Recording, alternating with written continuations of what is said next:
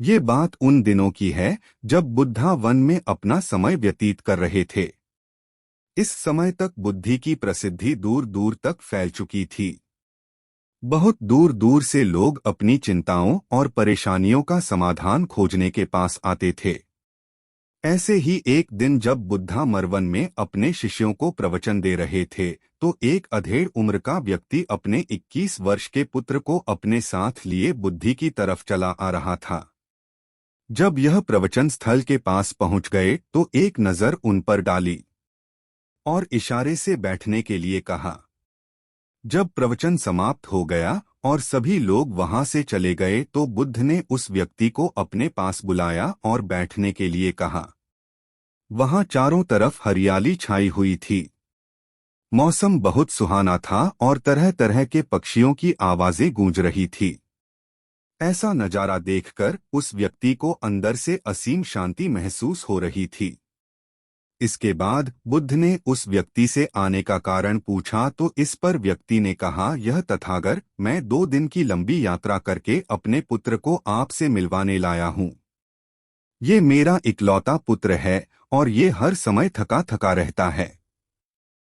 ऐसा लगता है जैसे इसके अंदर कोई जान ही नहीं है, कोई प्राणी नहीं है।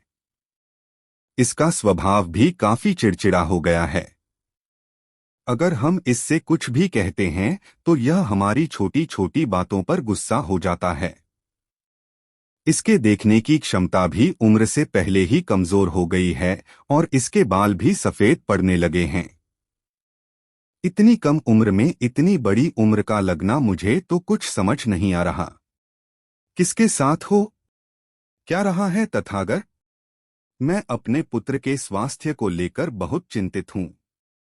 जब मैं अपने पुत्र को वैद्य जी के पास लेकर गया तो उन्होंने कुछ औषधि दी और कहा, अपने पुत्र को तनाव कम लेने के लिए कहो। वो अपने दिमाग में बहुत अधिक तनाव लेता है, इसलिए उसकी ऐसी हालत हो गई है। लेकिन मुझे उनके बहुत समझाने के बाद भी तनाव का मतलब समझ नहीं आया। मुझे नहीं पता कि तनाव होता क्या है, यह किन कारणों से आता है और उसे कैसे अपने पुत्र के दिमाग से निकालूं, लेकिन मुझे सबसे पहले तो ये समझना है कि तनाव होता क्या है। इसीलिए तथागत मैं आपके पास आया हूँ, कृपया आप मेरी समस्या का समाधान कीजिए। यह सुन बुद्ध उसके पुत्र को बड़े ध्यान से देखते हैं, उसके चेहरे को देखते हैं, उसकी आंखों को देखते हैं और फिर उसके हाथों की नब्ज को भी देखते हैं। यह सारी विधि करने के पश्चात बुद्ध उस व्यक्ति से कहते हैं, तनाव लेना तो कोई नहीं चाहता, लेकिन फिर भी यह तनाव लोगों के दिमाग को दीमक की तरह पकड़ लेता है और व्यक्ति जान भी नहीं पाता कि वह तनाव में जी रहा है। लेकिन अगर व्यक्ति तनाव के कारणों को अच्छे से समझ लेता है और तनाव के बारे में कोई ऐसा पैमाना बना लेता है जिससे वह जान सके कि वह कितने तनाव में है, तो वह इस समस्या का समाधान भी खोज सकता है। सबसे पहले तो तुम ये समझो कि तनाव होता क्या है। जब भी कोई व्यक्ति कोई काम कर रहा होता है लेकिन उसका मन कहीं दूर भटक रहा होता है, कल्पनाओं में होता है, तो उसके शरीर और मन के बीच एक दूरी पैदा हो जाती है। यह दूरी जितनी अधिक होगी व्यक्ति उतनी ही ज्यादा बेहोशी की अवस्था में होता है और शरीर व मन के बीच की इसी दूरी, इसी खिंचाव को तनाव कहा जाता है। आखिर कोई पसंदीदा खेल खेलने के बाद व्यक्ति चुस्ती और प्रसन्नता से क्यों भर जाता है, जबकि उसने तो अपने शरीर को थकाया है। लेकिन समझने वाली बात यह है कि खेलते समय मन और शरीर एक साथ पूरी तरह से उस खेल में केंद्रित होते हैं, जिससे शरीर और मन के बीच दूरी पैदा नहीं होती और कोई तनाव पैदा नहीं होता। और अगर दिमाग में कोई तनाव था भी तो वो भी दूर हो जाता है। लेकिन इसके विपरीत जब हम कोई ऐसा काम करते हैं जो हमें पसंद नहीं है, तो हमारा शरीर तो उस काम को कर रहा होता है, लेकिन हमारा मन कहीं दूर कल्पनाओं में भटक रहा होता है, जिससे शरीर और मन के बीच एक दूरी पैदा हो गई और तनाव ने जन्म ले लिया। इसीलिए व्यक्ति को एक समय पर सिर्फ एक ही काम करना चाहिए और अपने तन और मन की सारी शक्ति उसी एक काम पर लगा देनी चाहिए, जिससे व्यक्ति के अंदर तनाव पैदा ही ना हो। इसके बाद बुद्ध ने कहा, तनाव पैदा होने के मुख्य 8 कारण होते हैं और जिसने इन कारणों को समझ लिया वो जीवन भर तनाव मुक्त रह सकता है। मुख्य कारणों में सबसे पहला कारण है अति महत्वाकांक्षी होना। महत्वाकांक्षी होना अच्छी बात है, लेकिन क्या कभी आपने इस बात पर ध्यान दिया है कि इंसान के लक्ष्य कभी पूरी ही नहीं होते? उसका एक लक्ष्य पूरा हुआ नहीं कि वह दूसरे की तरफ भागने लगता है, दूसरा पूरा हुआ तो तीसरे की तरफ, और इस तरीके से वो अपने लक्ष्यों को पाने के लिए जिंदगी भर गोल गोल घूमता रहता है। इसीलिए जो व्यक्ति अति महत्वाकांक्षी होता है, जिसने बड़े बड़े लक्ष्य बनाए होते हैं, वह वर्तमान में कभी रह ही नहीं पाता। उसका मन सदैव भविष्य की योजनाएं बनाने में ही व्यस्त रहता है। उसका शरीर तो वर्तमान में रहता है, लेकिन भविष्य में ही रहता है, जिससे मन और शरीर के बीच दूरी पैदा हो जाती है और वह तनाव भरी जिंदगी जीने लगता है। बुद्ध के मुंह से यह बात सुन उस लड़के ने कहा, बुद्ध, तो फिर इसका मतलब है कि हमें लक्ष्य नहीं बनानी चाहिए, क्योंकि लक्ष्य बनाना भी तो महत्वाकांक्षा ही है। इस पर बुद्ध ने कहा, जीवन में लक्ष्य बनाना कोई गलत बात नहीं है, लेकिन समस्या तब उत्पन्न होती है जब वो अपना पूरा ध्यान उस लक्ष्य से मिलने वाले परिणाम पर ही लगा देते हैं और उसके परिणाम की चिंता करते रहते हैं। व्यक्ति को वर्तमान में जीना आना चाहिए। आप लक्ष्य बनाइए और उस लक्ष्य की प्राप्ति के लिए कड़ी मेहनत करिए, लेकिन साथ ही साथ आपको इस बात का भी ज्ञान होना चाहिए कि आप अभी वर्तमान में जी रहे हैं और वर्तमान ही सत्य है। बुद्ध ने आगे कहा, तनाव का दूसरा सबसे बड़ा कारण है ईर्ष्या। जब व्यक्ति ईर्ष्या और जलन से भर जाता है तो उसका मन अंदर से सड़ने लगता है। ईर्ष्या एक आंतरिक घाव है। आंतरिक घाव यानी मन का घाव व्यक्ति के शरीर का घाव तो भर सकता है, लेकिन मन का घाव कभी नहीं भर सकता। इसीलिए व्यक्ति को दूसरे की खुशी और तरक्की से कभी ईर्ष्या नहीं करनी चाहिए, क्योंकि तनाव का कारण है। इसके बाद बुद्ध ने तनाव का अगला कारण बताते हुए कहा कि आरुषिपूर्ण काम करने से भी मन में तनाव पैदा होता है। जो काम करना हमें पसंद ही नहीं है, जिसका में हमारी रुचि ही नहीं है, उस काम में हमारा मन लग ही नहीं पाएगा। हमारा शरीर तो वही बैठा रहेगा, लेकिन हमारा मन कल्पनाओं की उड़ान भरेगा, जिससे शरीर और मन के बीच दूरी पैदा हो जाती है और व्यक्ति तनावग्रस्त हो जाता है। इसीलिए इंसान को हमेशा अपनी रुचि के अनुसार ही कार्य करनी चाहिए। अगर व्यक्ति ने ये पता कर लिया कि उसे कौन सा काम करना पसंद है और वो उसी काम को अपने जीवन का लक्ष्य बना लेता है, तो फिर वो काम उसके लिए काम नहीं बल्कि खेल बन जाता है। फिर बुद्ध ने कहा, तनाव का चौथा कारण होता है किसी दूसरे से अच्छा रखना। बुद्ध ने उस व्यक्ति की ओर इशारा करते हुए कहा, एक पिता होने के नाते तुम्हारी अपने पुत्र से बहुत सी अपेक्षाएं होंगी कि तुम्हारा पुत्र एक बहुत ही कामयाब इंसान बने, तुम्हारा नाम रोशन करे, जैसा तुम चाहते हो उस तरह का जीवन जिए, तुम्हारी हर बात मानी। लेकिन क्या आज तक कभी किसी की सारी अपेक्षाएं पूरी हुई है? जब भी कोई व्यक्ति किसी दूसरे से कोई अपेक्षा रखने लगता है तो वो अनजाने में अपने लिए तनाव पैदा करने लगता है। जरा सोचो कि अगर तुम्हारा बेटा तुम्हारे अनुसार काम नहीं कर रहा और वो नहीं बन पा रहा जो तुम उसे बनाना चाहते हो, तो निश्चित रूप से तुम्हारे दिमाग को तनाव पकड़ लेगा। तुम तनाव से भरा जीवन जीना शुरू कर दोगे और इस तनाव के बस में आकर तुम ऐसा व्यवहार करोगे, ऐसी बातें करोगे कि तुम्हारा अपने पुत्र के साथ संबंध और भी खराब होता चला जाएगा। इसीलिए व्यक्ति को जितना हो सके उतनी कम अपेक्षाएं दूसरों से रखनी चाहिए, और अगर पूरी तरह से तनाव मुक्त रहना है तो दूसरों से अपेक्षा रखना ही बंद कर दो। इसके बाद बुद्ध ने कहा कि शारीरिक कष्ट भी इंसान के तनाव का एक कारण होता है।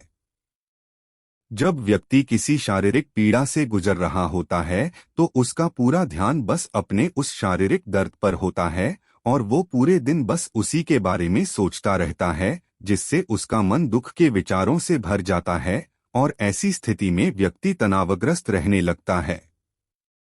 यह सुन उस व्यक्ति ने कहा कि हे बुद्ध, शारीरिक दुख तो किसी भी व्यक्ति को हो सकता है, तो फिर क्या हुआ? व्यक्ति जीवन भर तनाव में ही जिएगा? इसका जवाब देते हुए बुद्ध ने कहा कि इंसान को ये बात समझनी चाहिए कि हमारा जीवन दुखों का आधार है। जैसे जैसे हमारा जीवन आगे बढ़ता है, इसमें दुख आते हैं, बीमारियां आती है और फिर अंत में मृत्यु भी आती है, तो बीमारियां इंसान के जीवन का अभिन्न अंग है। कोई इनसे बच नहीं सकता। बस किसी किसी के जीवन में ये समय से पहले आ जाती है तो किसी के बाद में पढ़ाती सबको है। जब इंसान का मन इस बात को अच्छे से समझ लेगा तो फिर वह अपनी बीमारी के बारे में सोच सोचकर ज्यादा तनाव नहीं लेगा, क्योंकि यह हमारे जीवन का अभिन्न हिस्सा है और इसके लिए व्यक्ति को शारीरिक रूप से भी अभ्यास करते रहना चाहिए। अपने जीवन में व्यायाम और स्वस्थ जीवन शैली को भी जगह देनी चाहिए ताकि उसका शरीर लंबे समय तक निरोगी रहकर सही से काम कर सके।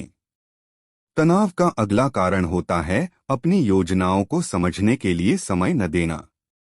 कुछ लोगों के दिमाग में कोई विचार आया नहीं है कि वो बिना सोचे समझे उस पर काम करना शुरू कर देते हैं और जब उस काम में उन्हें असफलता मिलती है तो वह तनाव से भर जाते हैं, क्योंकि उन्होंने उस काम को शुरू करने से पहले उसके बारे में पूरी जानकारी इकट्ठा नहीं की थी। इंसान को कोई भी काम शुरू करने से पहले उसके अच्छे और बुरे परिणामों के बारे में ठीक से सोच विचार कर लेना चाहिए। इंसान को इस बारे में भी सोच लेना चाहिए कि अगर ये योजना सफल नहीं हुई तो फिर इसके बाद मैं क्या करूंगा। इसलिए व्यक्ति को अपनी योजनाओं को ठीक से समझने के लिए पूरा समय देना चाहिए ताकि बाद में उस योजना की वजह से तनाव पैदा ना हो। तनाव का सातवां सबसे बड़ा कारण होता है टालमटोल करना। आज के काम को कल पर टालना। आप लोगों ने ये कहावत तो सुनी होगी कि आलसी इंसान के शरीर का सबसे बड़ा शत्रु है। इंसान आलस्य की वजह से आज के काम को कल के लिए टाल देता है और फिर काम को टालना उसकी आदत बन जाती है। काम को कल पर टालने वाले व्यक्ति का काम कभी भी समय पर पूरा नहीं हो पाता और अगर किसी तरह से पूरा हो भी जाता है तो वह उतना अच्छा नहीं हो पाता जितना अच्छा उसे किया जा सकता था। और फिर यह बात व्यक्ति के अंदर तनाव पैदा करती है। लेकिन काम को टालना या काम को एकदम अंत समय पर करना एक आदत है। इसीलिए व्यक्ति ना चाहते हुए भी बार बार अपनी इस आदत का शिकार बन जाता है और काम को टालता रहता है और फिर जब काम की समय सीमा पास आ जाती है तो वह तनाव से भरकर काम को पूरा करने का प्रयास करता है। इसीलिए तनाव मुक्त रहने के लिए व्यक्ति को काम को टालने की आदत छोड़नी पड़ेगी और यह तभी संभव है जब व्यक्ति काम को समय से पहले खत्म करने का निश्चय करें। सबसे आखिरी और सबसे प्रमुख कारण जो तनाव का होता है वो है ज्यादा सोचना। लगातार सोचते रहना भी एक बीमारी है और यह उस व्यक्ति में सबसे ज्यादा पाई जाती है जो कपोल कल्पनाएं करता है, जो अतीत की घटनाओं और भविष्य की बातों के बारे में सोचता रहता है, जो बेवजह के अनुमान लगाता रहता है। इसीलिए व्यक्ति को ज्यादा सोचने की आदत पर लगाम लगाना चाहिए। इसके लिए जितना हो सके खुद को काम में व्यस्त रखना चाहिए और हर दिन ध्यान का अभ्यास करने को अपने जीवन का हिस्सा बना लेना चाहिए। बुद्ध के मुंह से यह सारी बातें सुनकर उस व्यक्ति ने हाथ जोड़कर कहा, बुद्ध, मेरा पुत्र तो अभी मात्र 20 वर्ष का ही है और इसमें अभी इतनी समझ भी नहीं है कि यह आपकी बताई सारी बातों का एक साथ पालन कर सकें। आप कृपया करके तनाव मुक्त रहने का कोई आसान सा तरीका बता दें जिससे मेरा बेटा उसका अनुसरण भी कर सके और तनाव मुक्त भी रह सके। उस व्यक्ति की यह प्रार्थना सुन बुद्धि ने कुछ सोचते हुए जवाब दिया, अगर तुम इतनी सारी बातों का पालन नहीं कर सकते तो इसके लिए एक बहुत ही आसान विधि है। तुम एक बार में एक काम को करने पर ध्यान लगाओ भी काम कर रहे हो, उस समय पर सिर्फ उसी काम को करो, सिर्फ उस पर ही अपना पूरा ध्यान लगाओ। और अगर तुम्हारा मन इधर उधर भटक जाता है तो जैसे ही तुम्हें याद आए उसे वापस फिर उसी काम में लगा दो।